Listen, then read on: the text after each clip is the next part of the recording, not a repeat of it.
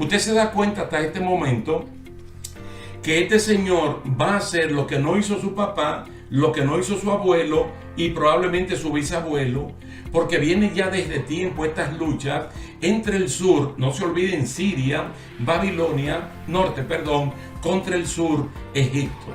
Pero ¿quién está en el medio? La tierra de Israel. Y ustedes se van a dar cuenta lo importante o el tremendo papel que juega Israel cuando toquemos el asunto del continuo sacrificio. Cuando hablemos del templo de Jerusalén y lo que este individuo hace, cosa que ninguno de sus antepasados se atrevieron a hacer. Porque amén.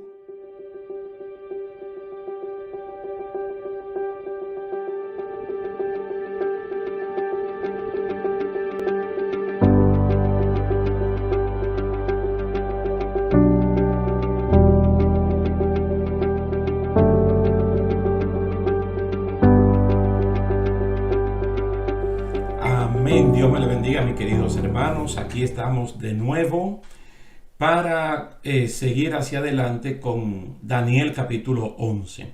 Vamos a ver la segunda parte que incluye los versículos del 36 al 45. Aquí vamos a ver el gobierno final. Este capítulo 11 puede parecer un poco complicado o enredado, pero cuando uno lo estudia detenidamente y puede de vez en cuando volver al capítulo 8 de Daniel, uno lo puede entender mejor, porque allí fueron dadas profecías bien específicas. Yo siempre les recuerdo ese macho cabrío y el carnero que representaban esos dos imperios de Grecia y también de Persia. Y el asunto de Grecia, que es el que nos interesa, porque tiene mucha relación, capítulo 8 con el capítulo 11, porque ahí es que habla de la división del imperio griego en 4 partes. Y aquí nosotros la vemos con lujo de detalles. Cualquier libro que comente el libro de Daniel siempre le va a hablar de Antíoco Epífanes IV, tanto en el capítulo 8 como aquí en el capítulo 11. Y ambas referencias a este anticristo chiquito en miniatura, pues tiene que ver mucho con el anticristo, el personaje, el último gobierno humano que va a existir, y lo vemos claramente en Apocalipsis capítulo 13. Entonces, en Apocalipsis no dice exactamente todo lo que le va a pasar al anticristo. De hecho, ni siquiera se habla directamente del templo dentro del mismo gobierno de él, cuando usted y yo sabemos, según Mateo 24 y segunda de Tesalonicenses capítulo 2, que el templo ha de jugar un papel súper importante. Yo vuelvo a recalcar aquí, y perdone que sea reiterativo en esto, que cada vez que se hable de sacrificio, de continuo sacrificio, eso tenemos que asociarlo al templo, pero al templo de Jerusalén, al templo de los judíos. El resumen que nosotros encontramos aquí del versículo 36 al 45 son detalles que tienen que ver con la última semana o la semana número 70 de Daniel capítulo 9. Tengo que recordarle que esa semana tiene que ver directamente con el último gobierno humano de los que fueron descritos proféticamente en Daniel capítulo 2, la imagen, Daniel capítulo 7, el desfile de bestias, o los capítulos últimos que hemos estudiado, especialmente el capítulo 9 de Daniel. Entonces el plan profético de Dios, uno puede decir que hasta este punto se ha de cumplir. Aquí está la carrera del anticristo y todo debe ocurrir antes de la segunda venida visible de Cristo y antes, lógicamente, del gobierno milenial. Aquí son de las cosas que cuando uno le presta atención a lo que debe ocurrir en cada etapa de la agenda profética de Dios, nada ni nadie podrá confundirnos, ni siquiera hacer que nosotros nos movamos de la manera de pensar. Porque desafortunadamente en el mundo cristiano fluyen muchas informaciones sin base bíblica, fruto de la emoción de un predicador, de una predicadora, que dice cosas, a veces tiene buenas intenciones, pero al no tener un fundamento bíblico, termina hasta enseñando una herejía. El tiempo que usted y yo estamos viviendo ahora, cuando yo le estoy hablando, es el tiempo de la iglesia, es el tiempo de la gracia, es el tiempo del Espíritu Santo. Entonces hay cosas del anticristo que en este tiempo no van a ocurrir, y cosas de este tiempo no se van a repetir en ese gobierno último humano. Por lo tanto, prestemos atención a esta sección de Daniel capítulo 11, versículos 36 al 45. Vamos a ver el verso 36, dice: y el rey hará su voluntad y se ensoberbecerá. Una palabra un poco difícil, lo que hable de la soberbia que lo va a coronar. Note bien, la soberbia. Ensoberbecerá y se engrandecerá sobre todo Dios, en minúscula, y contra el Dios de los dioses hablará maravillas, y prosperará hasta que sea consumada la ira, porque lo determinado se cumplirá. Claramente, mi hermano, se cumple segunda de Tesalonicenses capítulo 2, verso 4. ¿Qué es lo que dice allí? El cual, refiriéndose al anticristo, al hijo de pecado, se opone y se levanta contra todo lo que se llama Dios o es objeto de culto, tanto que se sienta en el templo de Dios como Dios, haciéndose pasar por Dios. Ustedes ven con qué claridad lo dice Pablo a los tesalonicenses, que fue una iglesia muy buena, pero que se dejó mover fácilmente de su manera de pensar, porque alguien escribió cartas, alguien tuvo sueños, o alguien intencionalmente quiso deteriorar por lo menos la doctrina de la resurrección. El anticristo se va a oponer no solamente contra el Dios verdadero, es contra cualquier cosa que se llame Dios o que sea objeto de culto. Desde todos esos lugares donde leen la taza, la palma de la mano, el zodíaco, entonces desde ahí hasta la iglesia verdadera de ese momento, el anticristo va a reclamar que la persona que tiene que ser adorada tiene que ser él, tiene que ser él. Y nosotros ya vimos que su gobierno de 7 años, dividido en 2 partes de 42 meses cada una, en la primera parte él tiene todo dominio, toda autoridad y hace lo que le venga en gana. Apocalipsis capítulo 13, versos 5 y 6 dicen claramente que se le dio boca que hablaba grandes cosas y blasfemias. Y se le dio autoridad para actuar 42 meses y abrió su boca en blasfemia contra Dios, para blasfemar de su nombre, de su tabernáculo y de los que moran en el cielo.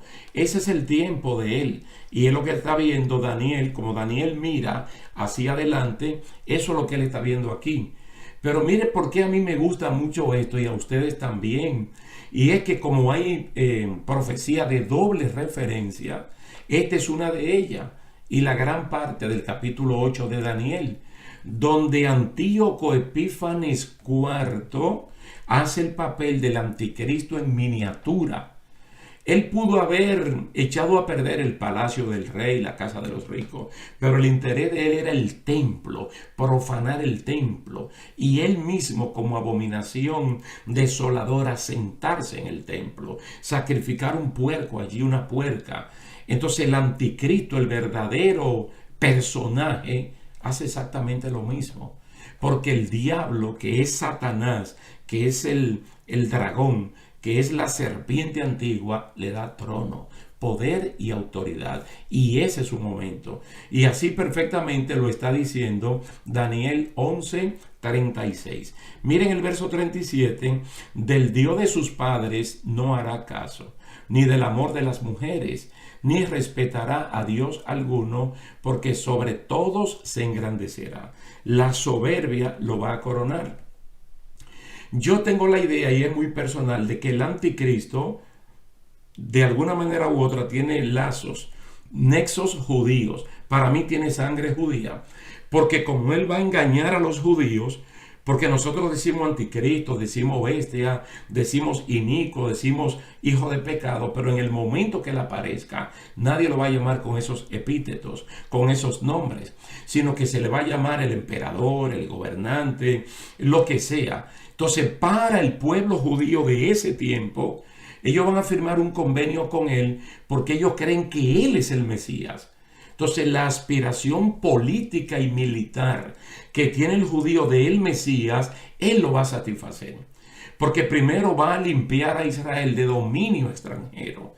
Y ellos van a tener un reinado parecido al del tiempo de David. Y ese será su gran engaño. Y la Biblia dice, mi pueblo firmará un pacto de muerte.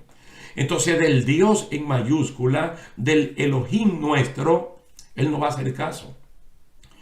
Probablemente está hablando de ese lazo de sangre que él tiene con el pueblo judío, y el pueblo judío como un pueblo teísta, monoteísta en Dios, el verdadero Dios. Entonces él no hará caso de Jehová, pero tampoco hará caso de ningún Dios.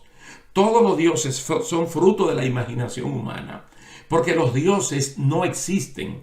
Solo hay un Dios, solo hay un Dios manifestado en tres personas: Padre, Hijo y Espíritu Santo. Pero el tipo, mire, ni siquiera le va a interesar el amor de las mujeres. No es que el tipo sea un homosexual, es que no le va a dar prioridad a eso. No le va a dar prioridad. Primero va a engañar a los judíos haciéndose pasar por el Mesías. Y por otro lado, no tendrá como prioridad el amor de las mujeres. Hay algunas personas que leen y rápidamente dicen, no, que el tipo va a ser un homosexual. No, es que no le va a dar prioridad a este asunto. Verso 38 dice, más honrará en su lugar al Dios de las fortalezas. En el mundo católico romano le llaman Santa Bárbara, el Dios de la fortaleza. Dios que sus padres no conocieron. Lo honrará con oro y plata, con piedras preciosas y con cosas de gran precio. 39. Con un Dios ajeno se hará de las fortalezas más inexpugnables. Es decir, fortaleza que era casi imposible penetrarlas. Y colmará de honores a lo que le reconozcan, y por precio repartirá la tierra. Muchas cosas de esto tienen que ver con judíos, que son los que los reconocen como tal, y con el soborno y la lisonja es que él logra conquistar a este tipo de gentes. Entonces notemos, mis hermanos, que él se va a fortalecer en el poder del dragón, en el poder de Satanás, del diablo, de la serpiente antigua. Hay un caso que es muy importante que nosotros lo recordemos, y ustedes mismos lo pueden buscar después en 2 Corintios, donde el apóstol Pablo habla de la militancia en este cuerpo y de la militancia en el poder de Dios. Lo primero que Pablo dice es, yo reconozco que vivo en este cuerpo, y este cuerpo de manera innata tiene cierto poder, tiene cierta autoridad para hacer o no hacer cosas. Pablo dice, yo no milito por la fortaleza del cuerpo humano. Yo milito con las fortalezas de Dios, las cuales son capaces de destruir fortalezas, mire, de toda soberbia, todo espíritu soberbio que se levanta a humillarlo y llevar cautivo a Cristo todo pensamiento. Entonces, lo que hace el anticristo es que él no depende de su propio poder, sino del poder de Satanás. Por eso es que en 2 Tesalonicenses, capítulo 2, que es un capítulo recurrente para nosotros, porque es muy escatológico, dice que este tipo viene por obra y gracia de Satanás, con señales, con poderes engañosos. Entonces él va a honrar a ese individuo, que es lo que el diablo siempre ha querido. Usted ve que cuando uno lee el capítulo 1 de la carta a los romanos, ¿qué es lo que nosotros encontramos allí? Que un pueblo que prácticamente conoció a Dios nunca le dio gracias, nunca glorificó a Dios como a Dios. Luego vemos que Satanás le dijo a Cristo, yo quiero que tú postrado me adore, me glorifique. Entonces Cristo no lo va a hacer, el verdadero pueblo de Dios no lo va a hacer.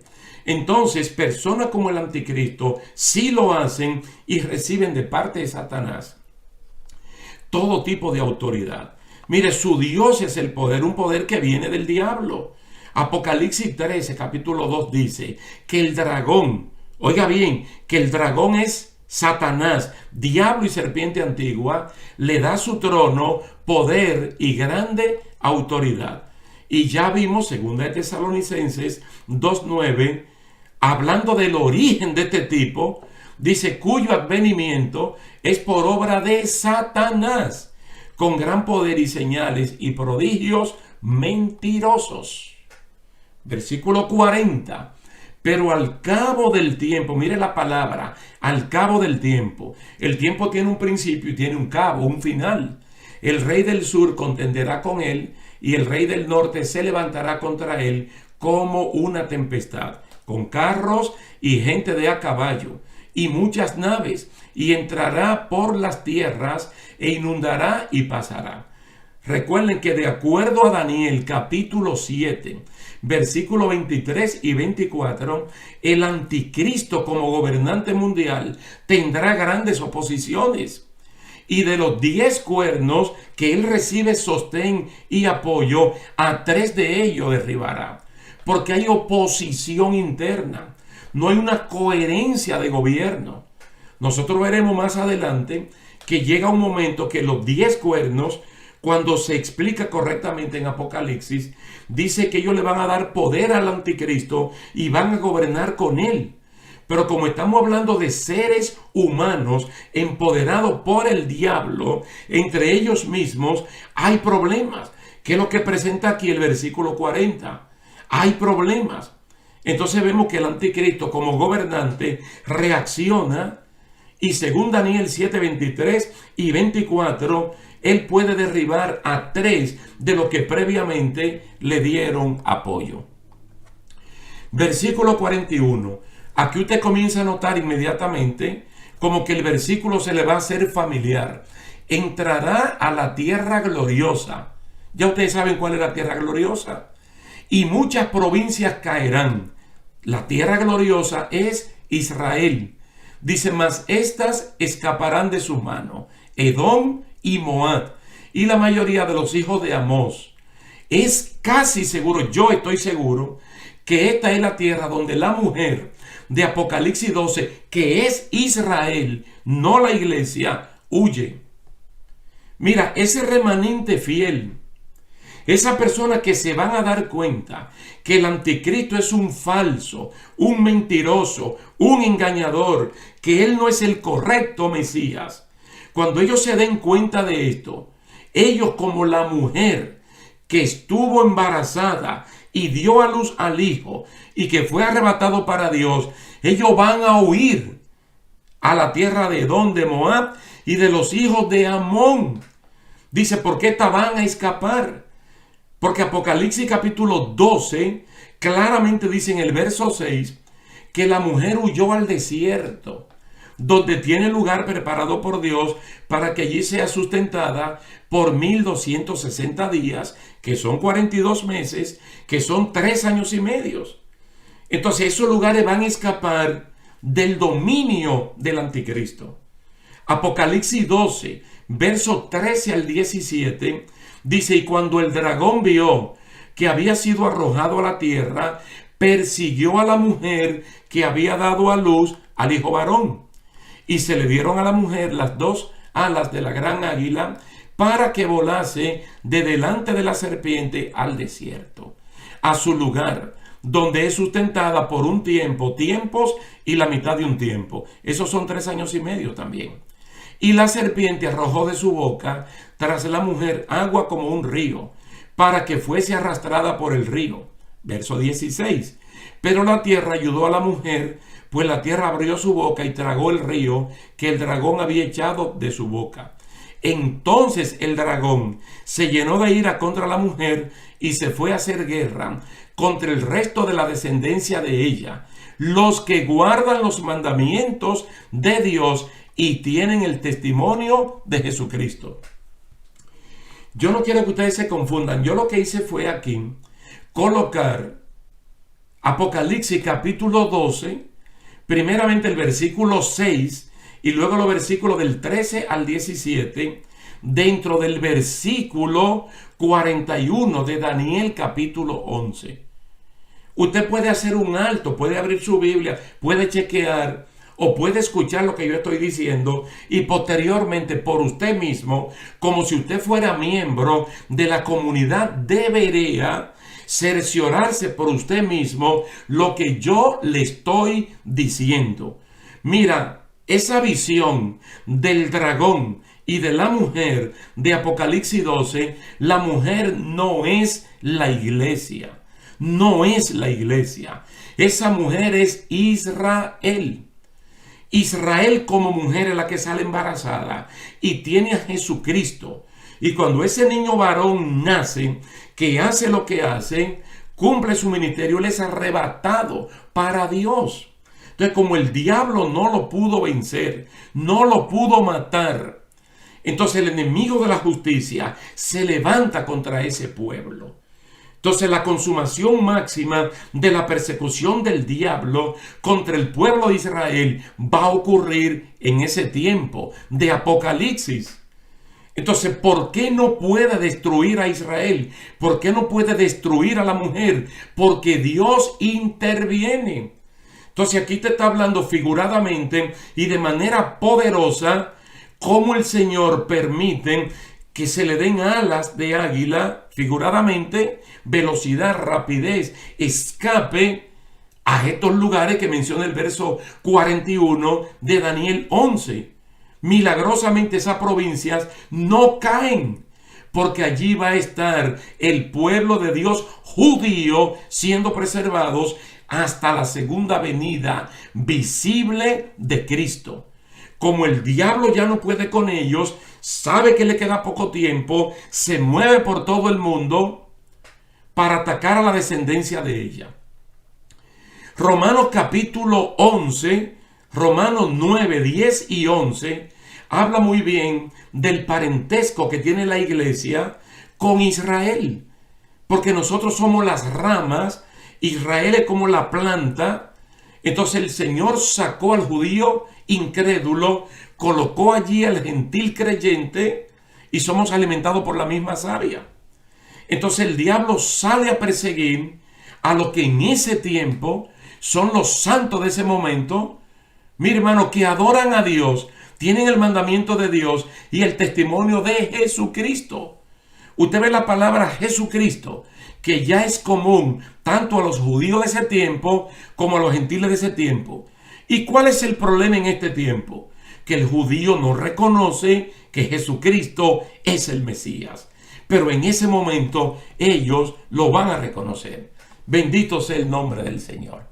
Veamos los versículos 42 y 43. Daniel 11. Extenderá su mano contra las tierras y no escapará el país de Egipto, que está al sur de Israel, y se apoderará de los tesoros de oro y plata, y de todas las cosas preciosas de Egipto, y los de Libia y los de Etiopía le seguirán, que son pueblos cercanos a Egipto. Pero noticia del oriente y del norte lo atemorizarán, y saldrá con gran ira para destruir y matar a muchos. Una vez más queda claro que el anticristo tendrá luchas internas y que aunque el diablo le ha dado trono, poder y autoridad, siempre hay pueblos que los retan, que lo desafían, que lo atacan. Su gobierno se tambalea porque Dios mismo manda derramar la copa número 5 sobre el trono de la bestia. Lo podemos leer en Apocalipsis 16, verso 10. El quinto ángel derramó su copa sobre el trono de la bestia, y su reino se quedó en tinieblas, y se mordían la lengua de dolor. Verso 11. Y blasfemaron contra el Dios del cielo por causa de sus dolores y de sus llagas, y no se arrepintieron de sus obras. Quiere decir que estos versículos de Daniel capítulo 11 están hablando de momentos difíciles para el anticristo. Sus primeros 42 meses él tiene todo poder, toda autoridad, él hace lo que quiera. Él puede vencer a los santos de ese tiempo. Él puede matar a todos aquellos que no se dejan poner ni el sello, ni la marca, ni el número de la bestia, ni en la frente, ni en su mano derecha. Porque él tiene todo poder para eso. Y lo tiene por tiempos y medio tiempo, por 1260 días o por 42 meses, que es lo mismo. yo bendigo y glorifico el nombre del Señor, porque es que su palabra se cumple al pie de la letra. Y estamos hablando de un libro como Daniel, que hemos redondeado 600 años antes de Cristo, probablemente menos. Y todo el tiempo de Cristo aquí, que han pasado más de 2000 años, hermano, y cuando la iglesia de Cristo sea arrebatada, todo esto se va a cumplir. Todo esto se va a cumplir. Mire qué precioso el verso 45. Y plantará las tiendas de su palacio entre los mares y el monte glorioso y santo. Geográficamente, usted me puede decir de qué lugar aquí se está hablando. El monte glorioso, los mares. Hermano, está hablando de Israel. Está hablando de la ciudad de Jerusalén. Plantará las tiendas de su palacio entre los mares y el monte glorioso y santo. Ese gran mar Mediterráneo. Ese monte santo. Hermano, está hablando de la tierra gloriosa.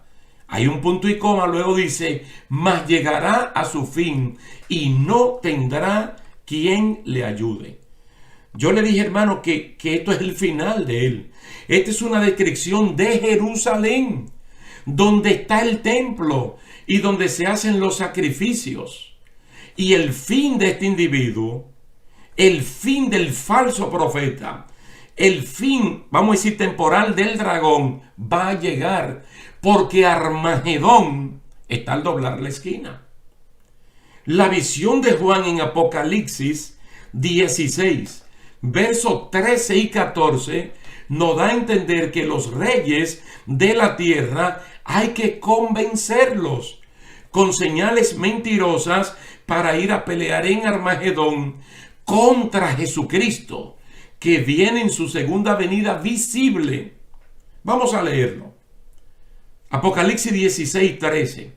Y vi salir de la boca del dragón, que es Satanás, de la boca de la bestia, que es el anticristo, y de la boca del falso profeta, que es la segunda bestia, a 3 espíritus inmundos, semejantes a ranas. Pues son espíritus de demonios, oiga bien, que hacen señales, los cuales van a los reyes de todo el mundo a reunirlos para la batalla del gran día del Dios Todopoderoso. El anticristo ahora mismo, según el verso 45 de Daniel capítulo 11, está en Jerusalén. Hermano, Armagedón está ahí mismito. Yo personalmente he estado allí y le puedo decir que es un valle enorme con un pequeño monte que se llama Megiddo, y al ser el principal monte, Ar quiere decir principal, Armagedón es el monte principal de Megiddo, y el valle de Jezreel, que es un valle enorme, como ellos conocen escrituralmente que los pies de Cristo se van a posar en el monte de los olivos, ese es el mejor lugar para esperar a Cristo y guerrear contra él. Entonces el anticristo va a estar allí, pero su fin está pronto. Su fin, por eso lo dice, mas llegará a su fin y no tendrá quien le ayude. Bendito y alabado sea el nombre del Señor. Esto yo se lo voy a leer directamente y ustedes lo van a entender de una vez. Apocalipsis capítulo 19, versículo 19, 20 y 21. No tendrá quien le ayude, porque al anticristo el que le ha estado ayudando es el diablo. Eso da pena que haya personas que al día de hoy se recuestan de Satanás, no dándose cuenta que Satanás es un adversario vencido. Satanás está vencido. Por más que Satanás está vencido. Y todo aquello que se recuestan en el poder del diablo, ellos también están vencidos. Voy a leer el verso 19 hasta el 21. Entonces vi a la bestia, a los reyes de la tierra y a sus ejércitos reunidos para hacer guerra contra el que iba montado en el caballo y contra su ejército. Y la bestia fue apresada, y con ella el falso profeta que hacía señales en su presencia, con las cuales engañaba a los que habían recibido la marca de la bestia y a los que adoraban su imagen. Los dos fueron lanzados vivos al lago de fuego que arde con azufre, y los demás fueron muertos con la espada que salía de la boca del que montaba el caballo, y todas las aves se saciaron de sus carnes. Bendito y alabado sea el nombre del Señor. Se cumple perfectamente bien ese verso 45 de Daniel capítulo 11. Llega a su fin y no hay quien le ayude. Mira, lo lanzan vivo al lago de fuego. Quien le ayudaba a él, que es el dragón, que es Satanás, que es el diablo, que es la serpiente antigua, entonces Dios manda a un ángel y lleva cadenas, todo una figura para que el lector entienda que Dios no tiene ni siquiera que ponerle la mano a Satanás, sino que manda a un ángel para que lo ate. Y en una cárcel que se llama la cárcel del abismo, allí lo van a meter por 1000 años y la cárcel va a ser cerrada y sellada. ¿Cómo puede una persona dejarse engañar por el sistema del mundo, por el sistema donde estamos viviendo, cuando es un sistema que está prácticamente condenado por Dios? Tú y yo tenemos que confiar plenamente en Dios. Yo quiero decirte antes de terminar que la revelación escatológica de Dios sirve solamente para santificarnos. Hay de aquellos que, siendo informados previamente por el Señor, no hacen caso a lo que Dios le está diciendo. Si tú estás plenamente convencido de que Dios te está hablando, de que su palabra es lámpara, que alumbra no solamente el camino, sino tus pies, para que sepas dónde debes colocarlo, entonces debes santificarte. Vivir una vida de entera consagración, porque la palabra del Señor se está cumpliendo al pie de la letra. Alabado y glorificado sea el nombre del Señor. Vamos a dejarlo hasta aquí, y si el Señor así lo permite, pronto vamos a entrar al capítulo último de Daniel, que es el capítulo 12. Porque Daniel todavía sigue mirando hacia el futuro. Así que Dios le bendiga, Dios le guarde, a Dios le damos las gracias y a ustedes también por la atención prestada. Ya le estaba hablando de la resurrección como algo que él iba a participar. Porque por muchos años que Job viviera, antes de su prueba y posteriormente a su prueba, él dice: yo sé que yo voy a ver a Dios, aún después que sea deshecha esta mi carne. Dice, Él se levantará del polvo de la tierra. Cuando tú buscas, Él se levantará a Él, y lo conecta con 1 Tesalonicenses, capítulo 4, del 13 en adelante, te das cuenta que los que mueren en Cristo vienen con el mismo Cristo.